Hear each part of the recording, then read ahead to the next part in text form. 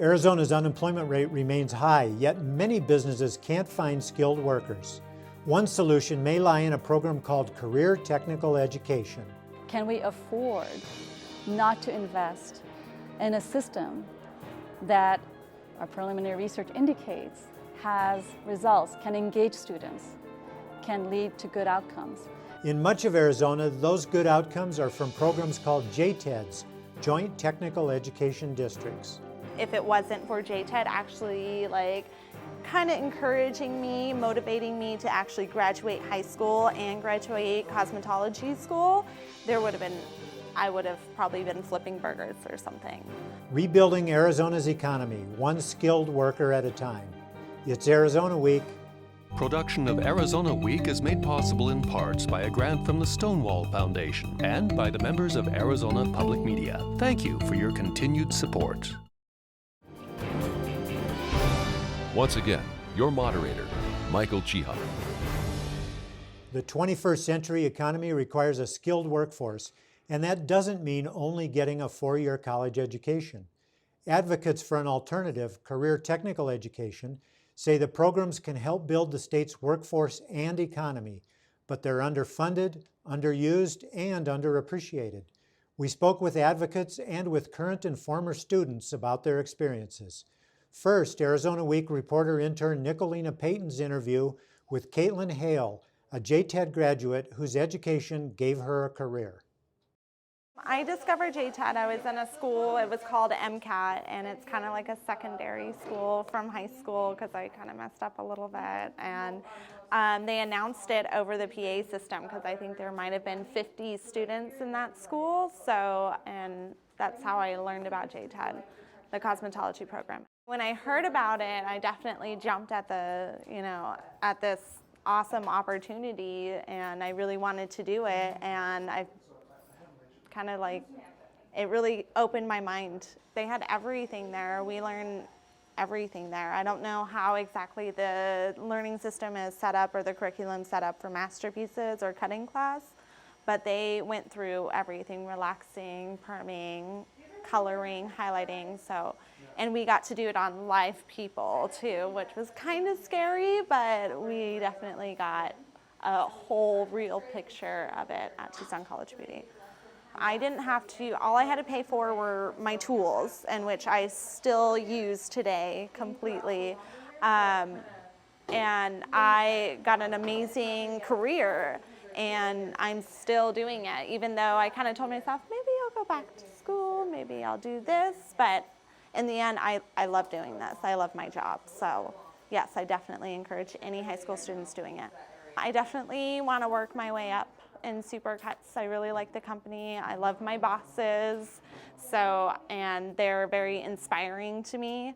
So I definitely want to kind of work my way up in Supercuts and see where that leads me. I get to work with people every single day, and I get to kind of teach everybody also. So I love teaching. So anything that will help anybody else, that's definitely the most rewarding part of my job. I would not be where I am, because if it wasn't for JTED, my fiance, and my parents, I probably wouldn't have even heard about it, because I would have never gone to MCAT to try to graduate high school. And if it wasn't for JTED actually kind of encouraging me, motivating me to actually graduate high school and graduate cosmetology school, I would have probably been flipping burgers or something. So, which isn't a bad job, but they've definitely led me to success. Caitlin Hale's training came from programs some say should get more attention from the public and government. I spoke with Sapna Gupta, a senior policy analyst for the Morrison Institute for Public Policy. CTE, Career Technical Education, is not the old VocEd program that everybody remembers. What are the differences? Well, that's an interesting question, because people automatically assume that career and technical education is like the VocEd of old, which was usually for students who were not quote-unquote academically inclined, which meant that they weren't slated to go to college, or that their counselors or teachers felt that they weren't quote-unquote high potential. That was the old thinking. This is based on a history from the early 1900s onward. But CTE has changed. It has responded to the changing economic landscape. In the United States, it has also changed and evolved in Europe. Now, the thing that has changed is that the economy has evolved due to globalization, due to technological change, that you need a post-secondary education for a lot of positions that before could be done without post-secondary education. Also, educators and employers are realizing the potential of career and technical education. So the evolution of career and technical education in the past, I would say 30 years, has been a much greater focus on integrating academic concepts, raising the rigor of CTE classes, as well as incorporating a very strong work-based learning, problem-solving approach. You've studied the CTE system in Arizona, the educational system, and tried to make linkages to it with what's going on in the business world. What is the single biggest issue that you found? What is the single biggest gap that's keeping CTE from moving forward? So there are several issues that prevent CTE from achieving its potential of preparing all Arizona students for a future, for their future career goals, whatever those careers might be. In terms of the gap, there's been cuts in funding. The second issue is CTE is considered to be, is counted as an elective course. Now, Arizona's graduation requirements have gone up to 22 credits required to graduate, 4 of which are in math and 3 are in science. Sometimes it takes a student, in order to be able to get the 4 credits of math, it might take 6 classes in order to be able to get those 4 credits. Well, what gets squeezed out is CTE courses because they're considered electives. Now, your study showed that CTE enrollment, both in high school and post-secondary education, community college largely, but also technical schools, has declined considerably in the last 3 years. Is funding the sole issue there, or are there other issues? So funding, the graduation requirements that quote-unquote crowd out CTE courses, they are factors as well. But part of it also is the perception of career and technical education. Like we've talked earlier, there is a stigma on the part of parents, on the part of students themselves, from what they learn from their parents, who think of CTE as the old CTE in terms of old CTE or old vocational programs used to lead to low-skill, quote-unquote, dead-end jobs. And the fact is, the reality is CTE has changed. CTE is rigorous, and when CTE is done well and of high quality, it can prepare students for whatever path they choose out of when they graduate from high school. What is the one thing that you would say to the average Arizona taxpayer who's footing the bill for this, for CTE and all educational processes? What's the one thing you would say to that person that he or she needs to know about the validity of the CTE program? So one thing I would say is that the CTE, and as we said in the beginning of the program, that the CTE has changed and evolved. This is the new CTE. When CTE is done well, CTE can set a student up for multiple pathways, whether that is going on for post-secondary education. Again, when I say post-secondary education, I mean college, graduate school, 2-year technical degree, 2-year college degree, or post-secondary certificate. None of these are mutually exclusive. They are all part of a tapestry of credentials that are needed now in today's economy in order to be able to achieve your career goals. What I will say to them is that CTE has evolved. When CTE is done well, it is no longer the dead-end, low-skill track that was thought of before. But in order for that to happen, public support is needed, funding is needed, and the results, at least from our analysis on 2 school districts, show that CTE can increase student engagement. My question would be, a question I would pose to a person asking that question is, can we afford not to invest in a system that our preliminary research indicates has results, can engage students, can lead to good outcomes? On the road to good outcomes are Catalina High Magnet School culinary arts students Zach Brierton and John Petrush. Nicolina Payton spoke with them. Zach, when did your interest in cooking begin? I would say when I fully started loving cooking would probably be this year. This year. John, when did your interest in cooking begin? My interest in cooking probably began about 10 years ago when I was 7 years old, and my sister taught me how to make a cheese quesadilla. How did you discover the JTED Culinary Arts program, and how did you decide that it would be a program you'd want to pursue? I found out that the JTED program offered culinary arts through my sister when she went to Saguaro. I wanted to pursue it because I had such a love and passion for the creation and the experimentations of cooking, so I figured I'd give it a shot. I tried it and I loved it. Zach, has being a chef something you've always wanted to pursue? In middle school, I didn't think I would really become a chef, but during high school years, I started watching a lot of reality cooking shows, and that just grew my interest a little more. So now I just love the idea of becoming a chef, like traveling, going around the world, learning new foods, styles, techniques. John, what was your incentive for beginning your culinary arts career as a high school student rather than pursuing it after you graduated from high school? I really just got so in depth and so into the culinary that I figured that why wait? Why not start learning about everything I need to know right now and then pursue it and master it later? Zach, what was your incentive for beginning culinary arts education as a high school student rather than pursuing it after you graduated? I'm glad I started at high school because I had no idea, going out of high school, because there's so many opportunities in high school, like CCAP, competitions. It just helps you grow a little more, and just getting into the industry with that little bit of knowledge is helpful.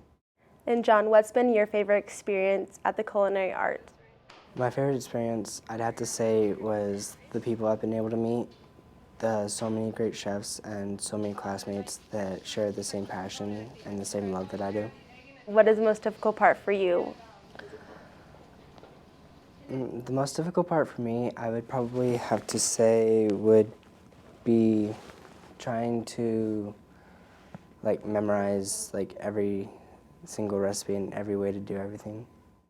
Zach, have you been given opportunities to work outside of JTED through the skills you've learned at this school? Yeah, I work at Hacienda del Sol. I work in the pastry section with Marcos Castro, and he's been teaching me a lot. I really like working there. I'm working on the line, and I'm making plates. It's just really fun. It's getting harder every day, so yeah, good experience. And John, have you been given opportunities to work outside in the culinary world because of what you've learned through JTED? I have. I actually intern at Hacienda del Sol as well. I work as an assistant and assistant prepper with Chef Bruce Yum. And what's your favorite part about working there? My favorite part is you learn something new every day, and you're always put up to a challenge. And now a challenge of another sort with JTED and CTE programs, getting businesses more involved. I spoke with Richard Condit, an executive with Sunt Corporation, one of Arizona's largest construction companies. The business role in career technical education, what should it be? Well, it has to be more than it has been. It's been one of the common things that businesses played is giving advice to career and technical education programs about course content. What are the skill sets that are needed for success in the various businesses? That's happened quite a bit, and that's a good thing. But we've got to move beyond that.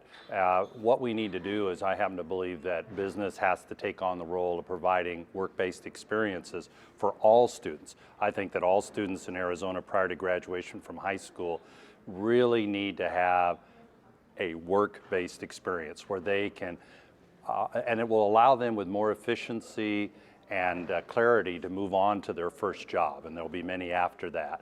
But I think there's a basic and fundamental misalignment between kind of how we run school and how the workplace runs. And we should not have that gap exist for kids. They should be able to transition that and not get into shock therapy. You've lived in both worlds. You were a CTE teacher before you went into business. What experience from being a teacher in that realm is helping you now as you look at the issues that exist? One of the things I figured out, 2 or 3 years after getting to SUNT is that the language is different.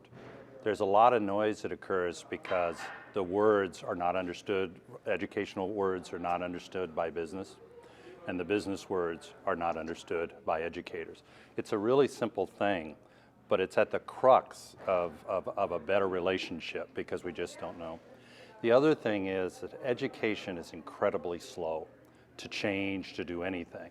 And one of the things that I've experienced that I try to help my business colleagues understand is that pace of change. Our CEO can decide to go left tomorrow and stands up in front of the organization and we go left. Doesn't happen like that in a social system. So those are a couple of things that I'm trying to bring. Let's understand each other. Let's learn the lexicon of the both things and appreciate that. And then let's understand the pace with which we can actually make change. Be patient. Let's talk a little bit about SUNT. Does SUNT use students who come out of CTE programs? Yes, we do. And I think SUNT took a real risk. I was working at the Department of Education, and long story, but I got hired to help them with their development programs, both craft and admin. About half of our employees are craft employees, cement folks, carpenters, and those kinds of things. And we're employee owned. They're an employee owner of the company just like I am. So we have, I think because of myself, and then when I got another role in the company, I hired a colleague that was at the Department of Education. So we have a philosophy that is very supportive of doing these things. So we're engaged with high schools, with community college programs. We're involved in 2 apprenticeship programs through the Arizona Builders Alliance, but they're run through Gateway Community College. We've provided curriculum from the National Center. And as you kind of saw today, we continue to be actively involved in engaging the general issue of educational reform.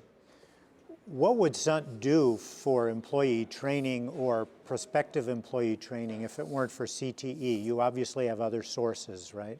Yes, we would have to do that training. Well, unfortunately, to be candid with you, in the construction industry, there's too much if we train them, they will leave attitude. My attitude is if you don't train them, they stay. And that's a worse and less desirable situation to be in. So we really cannot afford, particularly in a business like construction with low margins, we can't afford to take our capital and divert it to basic skill remediation, reading, writing, and arithmetic. We just can't do that. We also really can't, we'd like a student to come with some basic skills. They'd like them to have work ethic skills, have knowledge of safety and how important that is. And if they have been through a building trades program at a high school or a community college, then they're just so far ahead. Now let me tell you the really problem though. We are at SUNT, and we're so into this, but I can tell you, we're not doing a good job of differentiating. If Michael, you and I come to the deal and you've had CTE and I haven't, it doesn't always work out that you get the job and I don't. And I'm embarrassed about that, and we've got to be better. But that's symptomatic, I think, of all business. We have to know and differentiate based upon those experiences because they're beneficial to me. We'll be a better company. One of the things discussed about CTE is still the perception that it's vocational education and that it's a track away from education or formal education, if you will. What do we do to change that, not only with parents, but with businesses and with educators? Yeah, that's kind of the $64 million question. One of the problems is that that's simply not true. The basic premise and paradigm that's so strongly held by parents and students themselves and all these kinds of things is just simply not true. I would argue that the purpose of education is to get a job. Now, it's to get a job as a research scientist. It could be get a job in hospitality, anything in between. The facts are not aligned with the perception. So I guess it's going to take a targeted, willful marketing campaign, factually based, to help people change those perceptions of who should be and what the purpose and outcomes of career and technical education is. One aspect of CTE and JTED programs is the opportunities they give those who wouldn't go to college. Identical twins Daniel and Michael Morales are autistic and got their job training and their jobs through a JTED program called Project Search. Nicolina Paytons visited with them. What I do is I transport patients like to X-ray, ultrasound, CT, MRI, everywhere. They taught me a lot of things. They taught me how, like my first position was in the laboratory, which my brother was mentioning earlier. Make sure everything was in their place. I even delivered specimens too. And I even did computer scanning. And I even helped clean, like dust mop the floors, kind of like how I do the mopping in the bathrooms and in the kitchen in my job. I even spent in cardiology. The twins' mom and stepdad, Kathy and Scott Kimball, say the boys would have been unemployable if it had not been for JTED. Kathy, how did you discover Project Search? Actually, the boys' senior year of high school, we were trying to figure out what they were going to do after they graduated. And their teacher, Tava Church, discovered Project Search, and she introduced me to it, and we enrolled the boys in it, and that's how we found out. It was all due to her.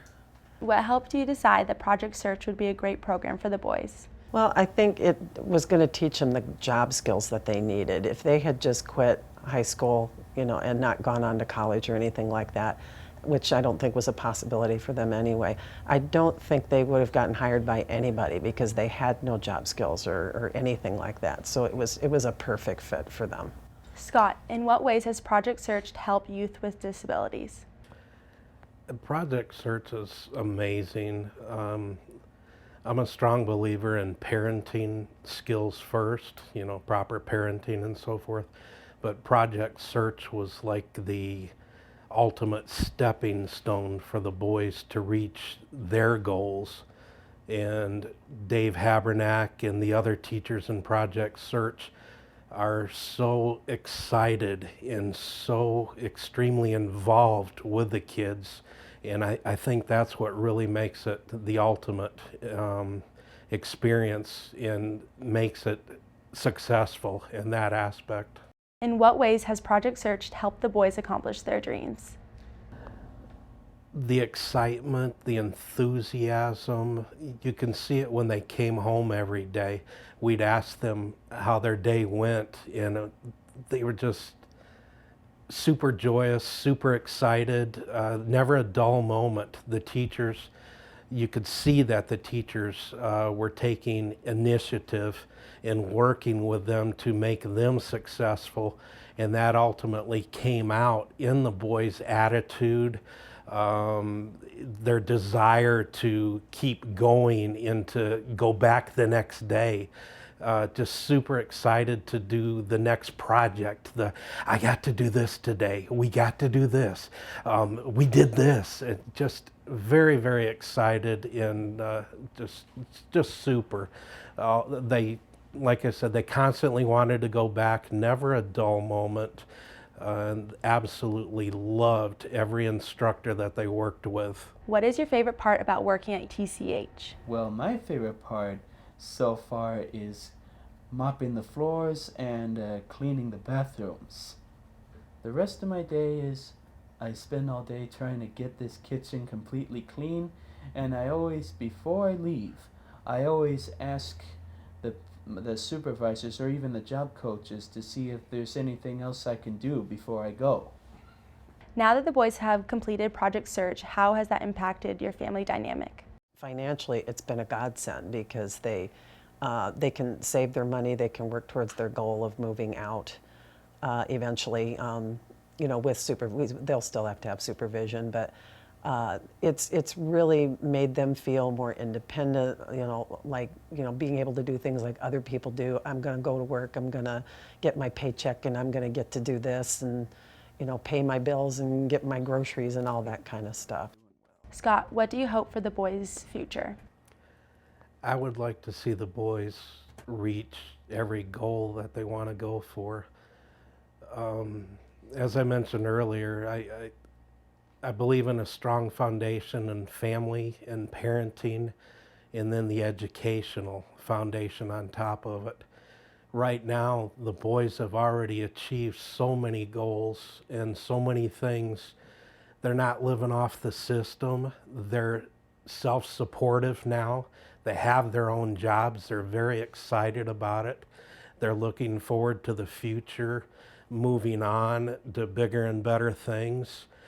And they don't have to worry about the state or anybody else picking up the tab. They're doing it, and they're very proud of being a great part of society and in doing their share to be successful. What is your dream job? Acting in the movies and television. Daniel, what is your dream job? Same thing. Do you have any movie stars that you look up to?